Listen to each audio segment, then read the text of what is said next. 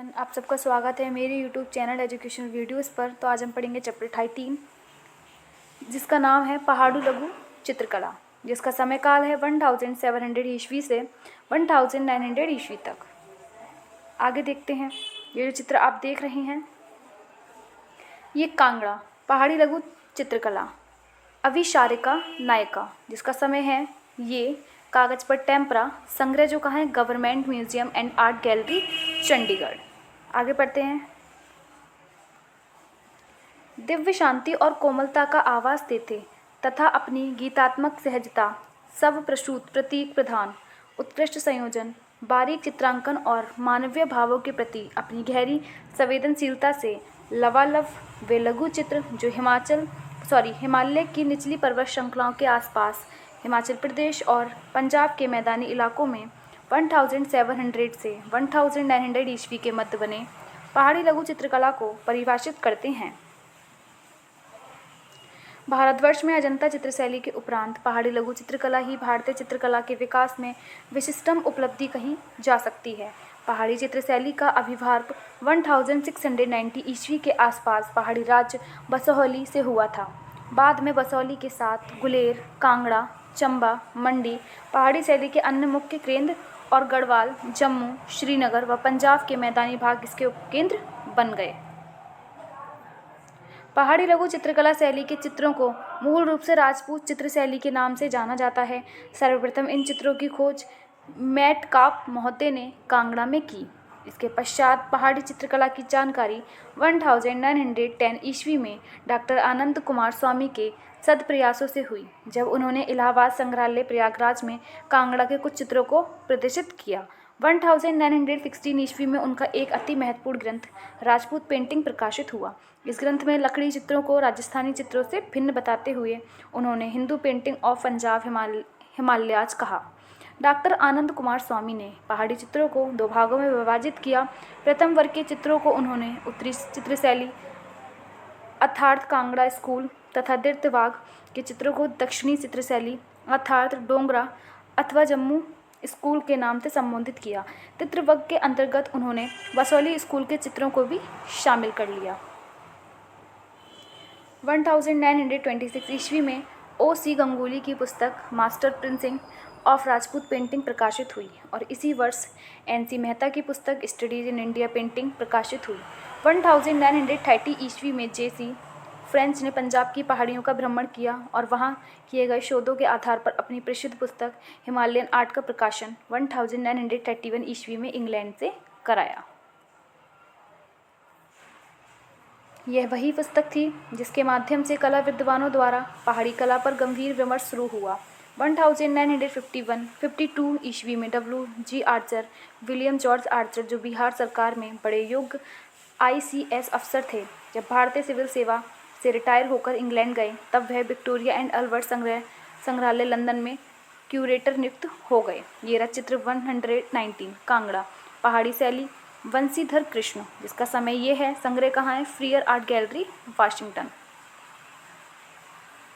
उन्होंने पहाड़ी चित्रकला पर अपनी दो पुस्तकें Indian painting in the Punjab hills और कांगड़ा पेंटिंग प्रकाशित कराई। यहीं से पहाड़ी चित्रकला का स्वतंत्र एवं मौलिक चिंतन प्रभाव हुआ। इसके बाद MS रंधवा, जो प्रशासनिक अधिकारी एवं कला इतिहासकार थे, ने मानो पहाड़ी चित्रकला का उद्धार ही कर दिया। रंधवा ने 1954 ईस्वी में कांगड़ा शैली पेंटिंग, 1956 ईस्वी में कृष्ण लीजेंट इन पहाड़ी पेंटिंग, 1958 ईस्वी में बसोली पेंटिंग, 1962 ईस्वी में कांगड़ा पेंटिंग ऑन लव, 1976 ईस्वी में चंपा पेंटिंग, 1982 ईस्वी में गुलेर पेंटिंग आदि कई पुस्तकें प्रकाशित कराईं। काल खंडाला वाला अधिवक्ता एवं कला पारखी ने 1958 ईस्वी में पहाड़ी चित्रकला पर एक मौलिक बृहद ग्रंथ पहाड़ी मिनिएचर पेंटिंग लिखकर पहाड़ी चित्रकारों के प्रति अपनी सच्ची श्रद्धांजलि अर्पित की। स्वयं राय कृष्णदास, प्रथम निर्देशक भारत कला भवन वाराणसी, ने भी पहाड़ी चित्रकला पर अपने कई शोध पत्र जारी किए। Doctor BN Goswami, doctor Brajendra Nath Goswami ने पहाड़ी चित्रकला के उन्नयन के संदर्भ में कई लेख प्रकाशित किए और Garhwal school Pahari master court painter of northern India शीर्षक पुस्तक लिख डाली। पहाड़ी चित्रकलाकार W.G. आर्चर ने 1973 ईस्वी में ऑक्सफोर्ड यूनिवर्सिटी लंदन में से एक अन्य पुस्तक Indian painting from the Punjab hills को 2 भागों में प्रकाशित करवाया। 1978 ईस्वी में पाकिस्तान के F.S. एजाजुद्दीन ने अपनी एक महत्वपूर्ण पुस्तक पहाड़ी paintings and 6 portraits in Lahore museum प्रकाशित करवाई। 17वीं सदी में औरंगजेब की उपेक्षा तथा 18वीं सदी के मध्य तक मुगल साम्राज्य में छिन्न भिन्न हो जाने के कारण मुगलिया चित्रकार नए नए आश्रय खोजने का बाध्य हुए। उनमें से कुछ श्रेष्ठ चित्रकार पंजाब तथा हिमालय के पहाड़ी रियासतों जसरोटा, बसोली, नूरपुर, गुलेर, कांगड़ा, चंबा, सुगेत, मंडी, कुल्लू, नाहन, सिरमौर आदि के राज्यों के संपर्क में आए। इन्हें यहाँ पहले की अपेक्षा अधिक उन्मुक्त एवं स्वच्छ वातावरण मिला। प्रकृति का पल पर बदलता रूप एवं पहाड़ी सौंदर्य में इनका मन मोह लिया। ये शरणगढ़ कलाकार धीरे धीरे इन प्रदेशों में बसते चले गए तथा उनकी कला आश्रयदाताओं की रुचियाँ अपेक्षाकृत तथा स्थानीय विशेषताओं के अनुरूप उन्नति की गई। इन स्थानों पर स्थानीय शैली संबद्ध कश्मीर शैली ऑक्सफोर्ड यूनिवर्सिटी के बोडलियन लाइब्रेरी में कश्मीर शैली के चित्रधारा में 18 चित्र हैं पहले से ही अस्तित्व में थी। इस तरह से मुगल चितेरे व मूल पहाड़ी चितेरों ने मिलकर 17वीं सदी में एक सर्वथा भिन्न आयाम वाली पहाड़ी लघु चित्रकला को जन्म दिया। वहीं पहाड़ी चित्रकला के विद्वान B.N. गोस्वामी का मानना है कि पहाड़ी चित्रकला मुगल दरबार से भाग्य कलाकारों के बल पर नहीं बल्कि गुलेरवासी चितौरे सेऊ के वंशजों के आधार पर पली बढ़ी।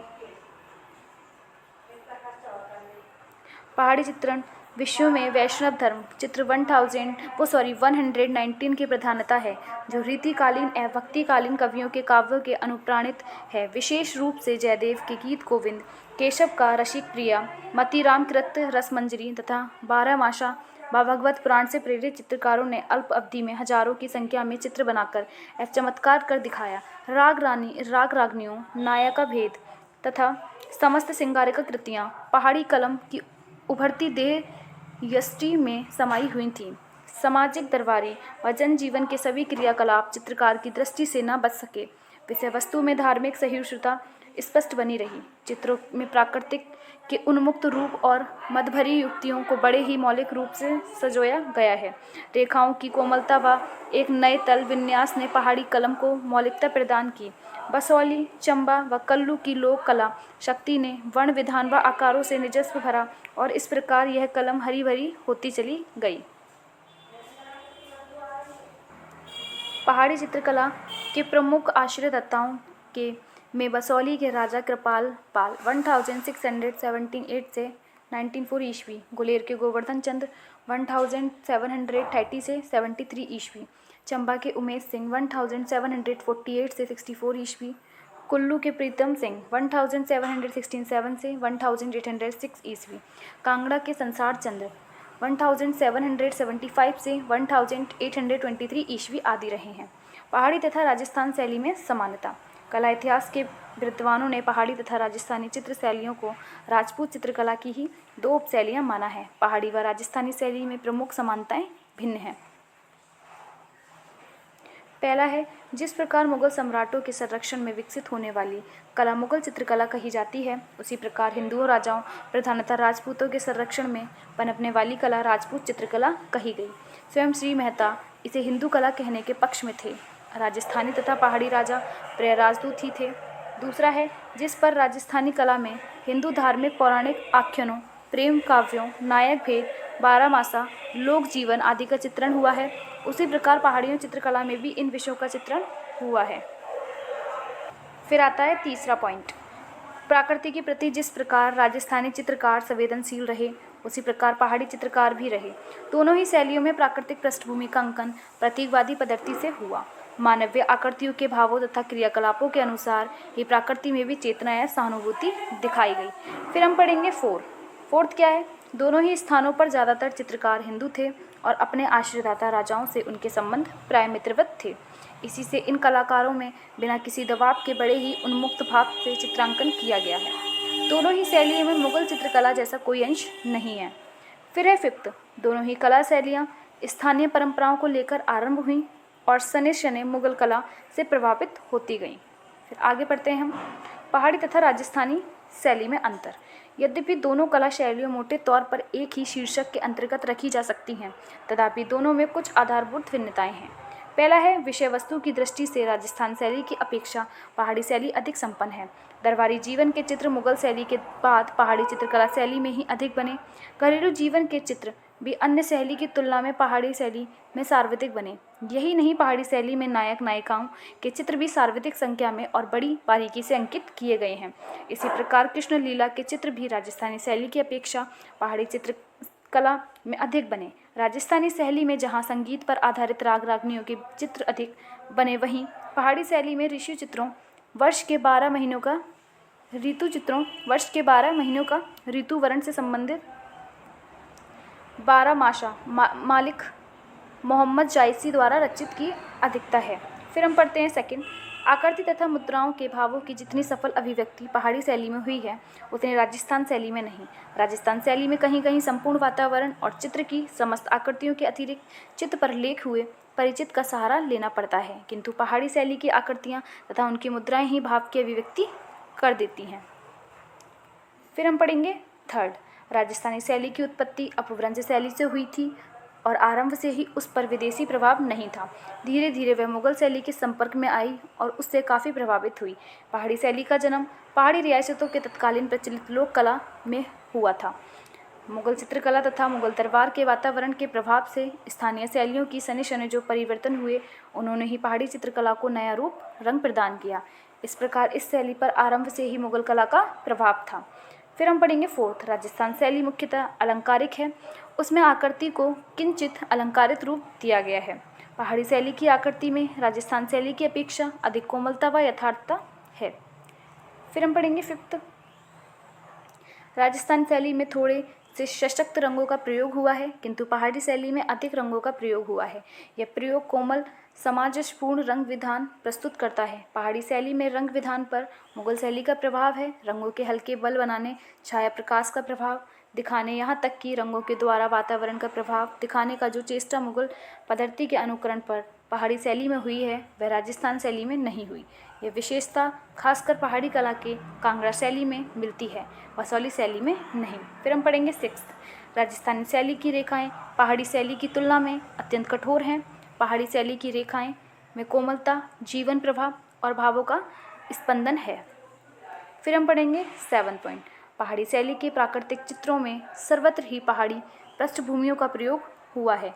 राजस्थानी चित्रों में ये विशेषता नहीं है। फिर हम पढ़ेंगे 8th, इतिहासकारों ने राजस्थानी कला को भित्ति चित्रों की परंपरा में तथा पहाड़ी कला को लघु चित्रों की परंपरा में रखा है, किंतु यह धारणा अब भ्रामक सिद्ध हो चुकी है।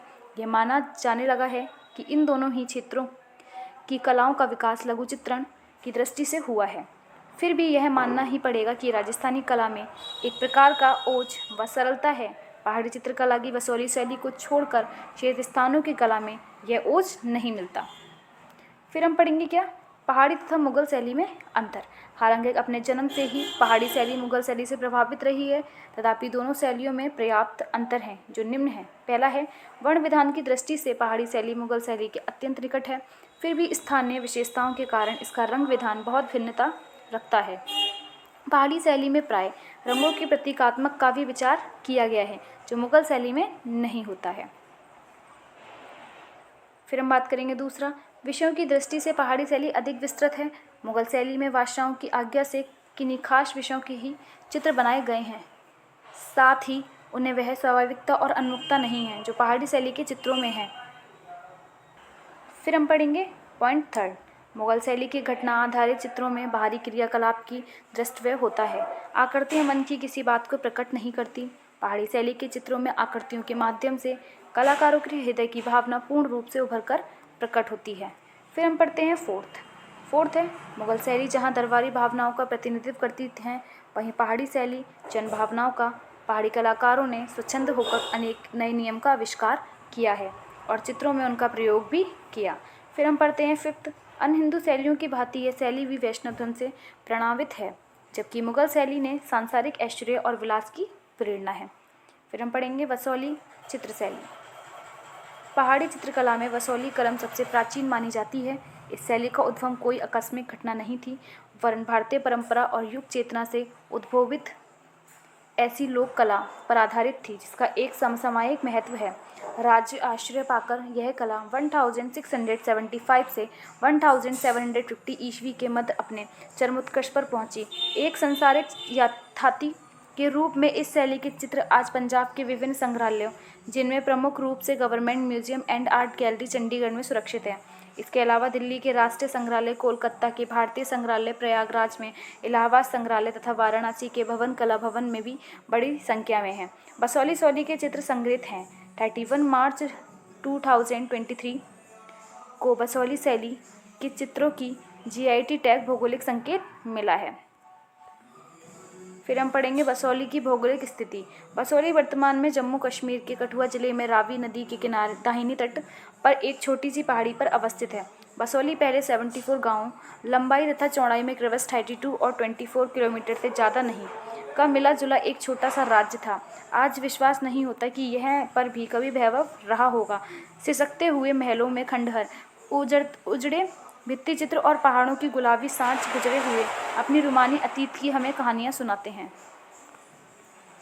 फिर हम पढ़ेंगे बसोली शैली के चित्रों की खोज। वर्षों तक अज्ञात रहने के बाद सर्वप्रथम बसोली लघु चित्रों का रहस्य उद्घाटन 1918 से 19 ईस्वी में भारतीय पुरातत्व सर्वेक्षण विभाग के सूचना पत्र द्वारा हुआ। इनकी खोज से पूर्व से ये चित्र, जिनमें लाल, नीले तथा पीले रंगों का प्रयोग है, अमृतसर के चित्र बाजार में तिब्बती या नेपाली चित्रकारों के नाम से जाने जाते थे। डॉक्टर आनंद कुमार स्वामी ने अपने विभाजन में बसोली चित्रों को जम्मू कलम का रूप माना था। कितने वर्षों तक इसे अपना मौलिक नाम ना मिला। सर्वप्रथम अजीत घोष की आंखों ने इसके सौंदर्य को पहचाना। उन्होंने 1929 ईस्वी में बसोली चित्रों के साथ एक विस्तृत आख्या रूपम पत्रिका में प्रकाशित करवाई और इस तरह से संसार के सामने बसोली कलम उजागर हो सकी। बसोली राज्य के राजवैद्य पाधा कुंजलाल के निजी संग्रह में बसोली शैली के अनेक सुंदर चित्र थे जो उनके पूर्वजों ने बसोली राजाओं से प्राप्त किए थे। फिर हम पढ़ेंगे ऐतिहासिक पृष्ठभूमि। तो हम पढ़ते हैं ऐतिहासिक पृष्ठभूमि। बसोली का राजवंश अपनों को पांडवों की संतान मानता था। कुल्लू के राजकुमार भोगपाल ने राणा विल्लो को हराकर बसोली राज्य की स्थापना 765 ईस्वी में की थी। यहाँ की राजधानी बेल्लोर या बल्लापुर थी, जिसके कारण यहाँ के राजा बेलोरिया नाम से प्रसिद्ध हुए। 1630 ईस्वी में राजधानी बेल्लोर से बदलकर 19 किलोमीटर दूर बसोली कर दी गई। 16वीं सदी तक यहाँ की चित्रकला का कोई इतिहास उपलब्ध नहीं होता। 1590 ईस्वी में यहाँ के राजा कृष्णपाल ही वह पहले नरेश थे जो अकबर के दरबार में उपस्थित हुए और यहीं से बसोली चित्र शैली की नींव रखी गई। नूरपुर के निकट उन्होंने जहांगीर के लिए शिकार का प्रबंध भी किया था। इसके पश्चात उनके पौत्र भूपतपाल 1598 से 1635 ईस्वी राजा हुए। वह बड़े रोबदार वाले और कथावर व्यक्ति थे। कहा जाता है कि उनकी प्रतिदिन की खुराक में 16 सेर चावल के साथ एक बकरा शामिल था। उनके बारे में यह भी प्रसिद्ध है कि वह अपनी उंगलियों की ताकत से सिक्कों पर उभरे अक्षरों को मिटा सकते थे। उनकी तथा नूरपुर के जगतपाल की अनबन थी और जहांगीर की जगतपाल पर कृपा थी। फलत भूपतपाल को 14 वर्ष दिल्ली के कारागार में रहना पड़ा। 1627 ईस्वी में वह किसी प्रकार जेल से निकल भागे और अपना राज्य जगतपाल से छीन लिया। इसके बाद भद्रवाह और किशनबाड़ को विजित कर भूपतपाल ने 1635 ईस्वी में वर्तमान बसोली नगर की नींव रखी और उसे अपनी राजधानी बनाया। इधर जगत सिंह चुप न बैठा और जब भूपतपाल शाहजहाँ को सम्मान देने दिल्ली पहुंचे तो उसने छल से उनकी हत्या करवा दी। डोगरा आर्ट गैलरी जम्मू के एक चित्र में भूपतपाल को सम्राट शाहजहाँ का सम्मान करते हुए दर्शाया गया है। भूपतपाल के पश्चात उनके 7 वर्ष के पुत्र संग्रामपाल 1635 से 73 ईस्वी गद्दी पर बैठे। उनकी आंखें बड़ी सुंदर बताई जाती हैं। उनके सौंदर्य की ख्याति दूर दूर तक फैली। कहा जाता है कि संग्रामपाल को 1614 ईस्वी में शाहजहाँ ने जब दिल्ली बुलाया तो उनकी उम्र तब मुश्किल से 12 साल की रही होगी। जब उन्हें शाही औरतों के सामने खड़ा किया गया तो उन सब ने उनके सौंदर्य का बड़ा व्याख्यान किया और उन्हें अनेक उपहार भेंट किए। संवत दिल्ली से लौटते समय उनके साथ कुछ मुगल चित्रकार भी बसोली आए।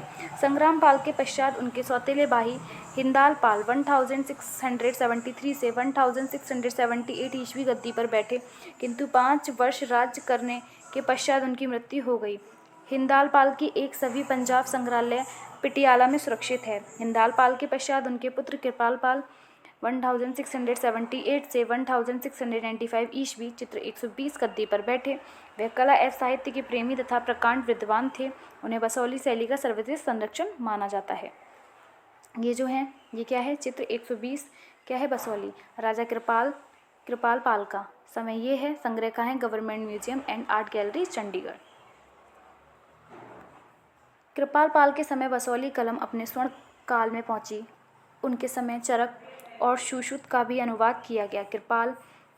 कृपाल पाल की 2 रानियां थीं। इनमें से एक रानी बृंदाल की राजकुमारी थी, दूसरी मनकोट चित्रशैली के प्रमुख संरक्षण राजा महीपत देव थे की राजकुमारी थी, जो अत्यंत सुंदर एवं प्रिय रानी थी। कृपाल पाल ने बहुत से मुगल चित्रकारों को भी राज्य आश्रय प्रदान किया। उनके समय रसमंजरी की एक सचित्र प्रति संवत 1695 ईस्वी में प्रसिद्ध चित्रकला देवीदास ने तैयार की थी, जो इस शैली का सबसे पहला ज्ञात कार्य और पहाड़ी लघु चित्रों में भी सबसे आरंभिक अप्रमाणिक प्रति है। इसकी दूसरी सचित्र प्रति इसी काल में है। 1694 से 94 ईस्वी के मध्य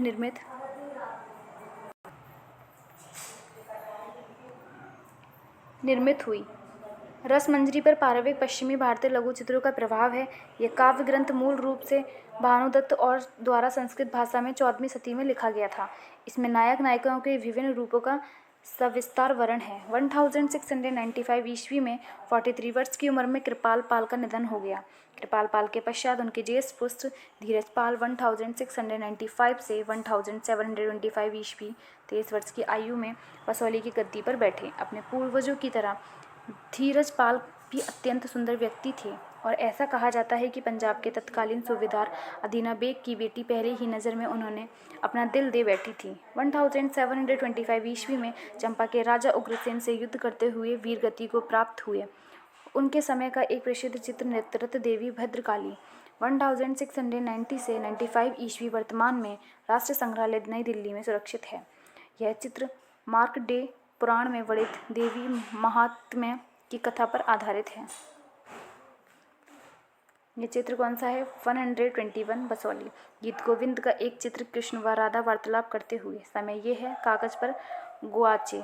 संग्रह कहाँ है? Government museum and art gallery Chandigarh.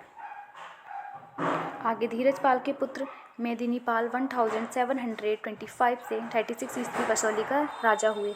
उन्होंने उग्रसेन को पराजित कर बसोली के संपूर्ण हिस्से को पुनः शासन स्थापित कर लिया, जो एक समय धीरज पाल के हाथ से निकल गया था। उन्हीं के समय 1730 ईस्वी में गीत गोविंद की एक विशाल चित्रावली की रचना मांडुकू नामक चित्रकार ने मालिनी नाम की एक किसी राजकीय महिला के आदेश पर की। इन चित्रों की अपनी तथ्यात्मकता के कारण बड़ी प्रसिद्धि मिली और इसकी 2 अलग प्रकार की व्याख्या की गई। इस चित्रावली का एक चित्र कृष्ण गोवर्धन पर्वत धारण किए हुए वर्तमान में NC मेहता संग्रह मुंबई में और एक अन्य कृष्ण व राधा वार्तालाप करते हुए चित्र 121 शीर्षक चित्र government museum and art gallery Chandigarh में सुरक्षित है। R.A. अग्रवाल ने अपनी पुस्तक कला विलास भारतीय चित्रकला का विवेचन में मांडुकू को एक महिला चित्रकार बताया है। हालांकि यह विवाद का विषय है कि मांडुकू इस चित्रमाला की संरक्षिका का नाम है। यह चित्रकार और स्त्री या पुरुष इसी समय के दो चित्र गिरि गोवर्धन व गोपियों संग कृष्ण की गणना बसोली शैली के शेष चित्रों में की जाती है। ये दोनों चित्र वर्तमान में राष्ट्रीय संग्रहालय नई दिल्ली में सुरक्षित हैं। मेदिनी पाल ने रंग महल व शीश महल बनवाए, जो नायिका भेद आदि विषयों पर आधारित भित्ति चित्रों में सुसज्जित थे। मेदिनी पाल के पश्चात जीत पाल 1736 से 57 ईस्वी बसोली की गद्दी पर बैठे। उन्होंने भादु राज्य को बसोली में सम्मिलित कर लिया।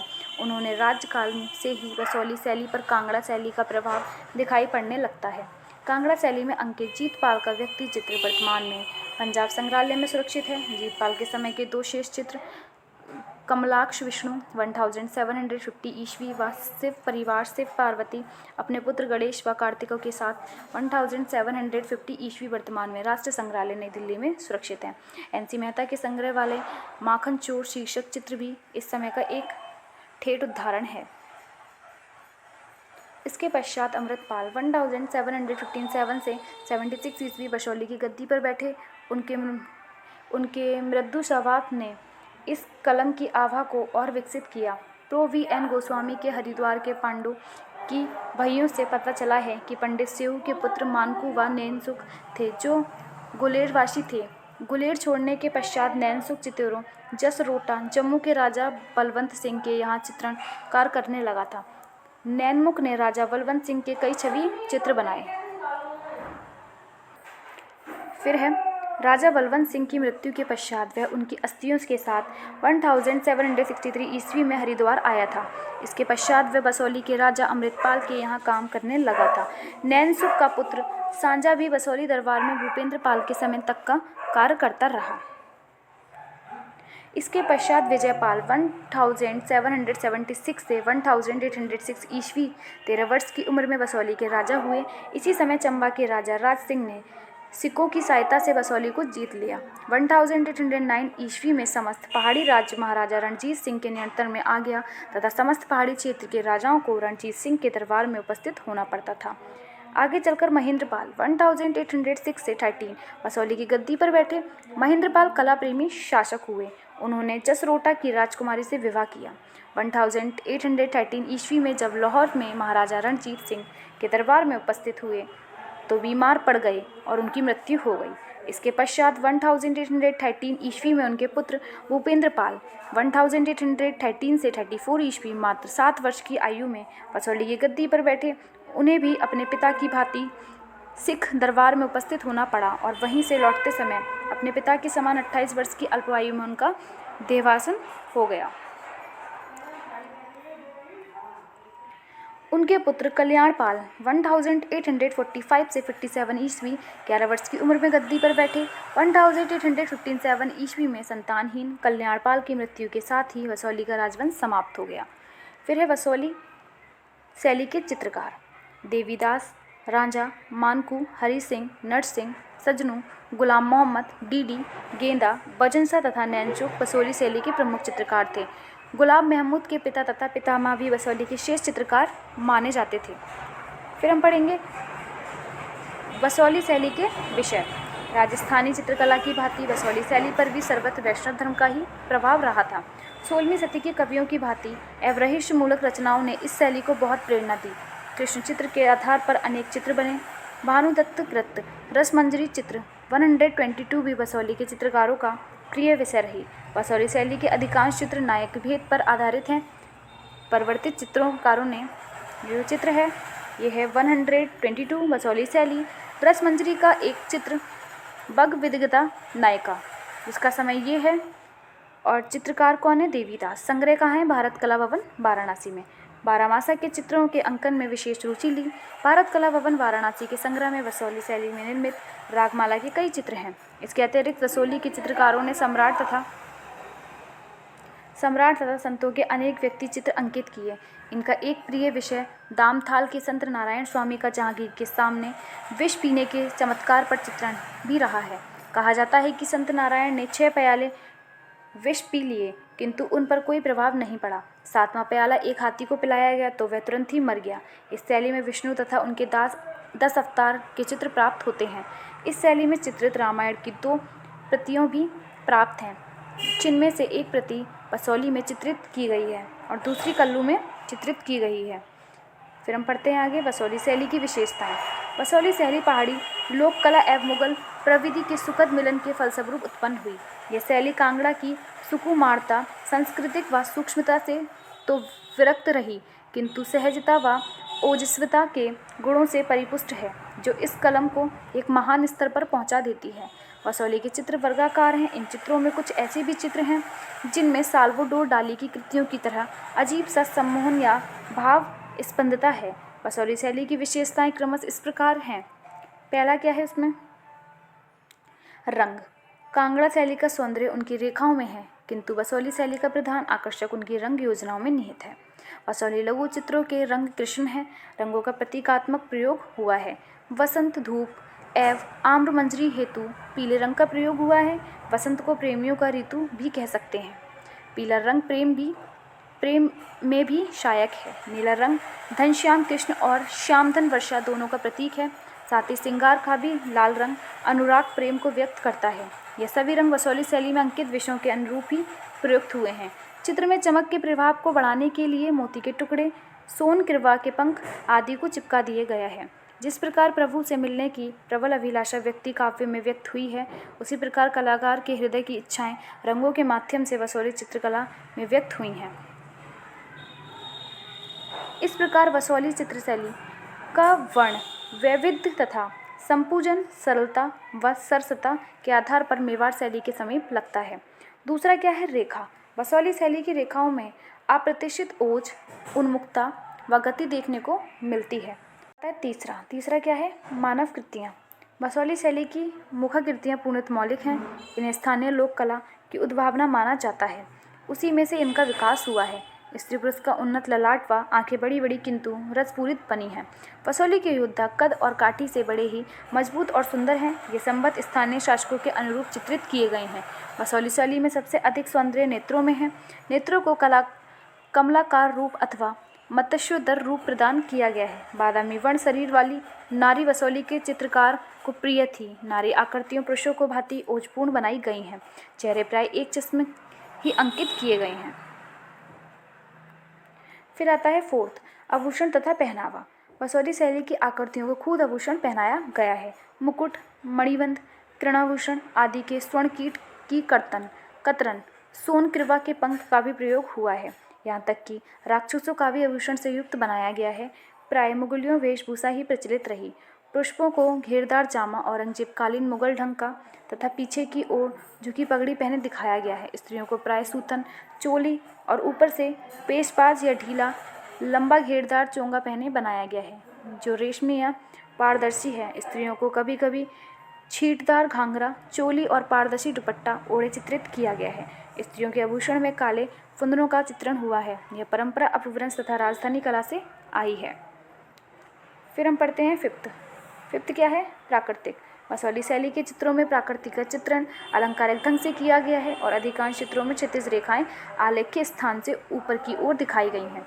रसमंजरी के चित्रों में गहरे बादल बनाए गए हैं और इन बादलों में नागिन के समान चमकती हुई दामिनी को चमक दिखाई गई है। दामिनी की चमक को सोने के रंग से दिखाया गया है। हल्की वर्षा के चित्रण के लिए चित्रकार ने छोटी छोटी मोती जैसी छिलमिल बिंदियों का प्रयोग किया है, किंतु मूसलाधार वर्षा के लिए सीधी रेखाओं से जल वृष्टि अंकित की गई है। नदी, झील या तालाब में पानी की लहरें बनाने के लिए कुंडलाकार रेखाओं के अभिप्रयोग का प्रयोग किया गया है। जल में कमल पुष्पों का अंकन किया गया है और कभी कभी बुगले भी बनाए गए हैं।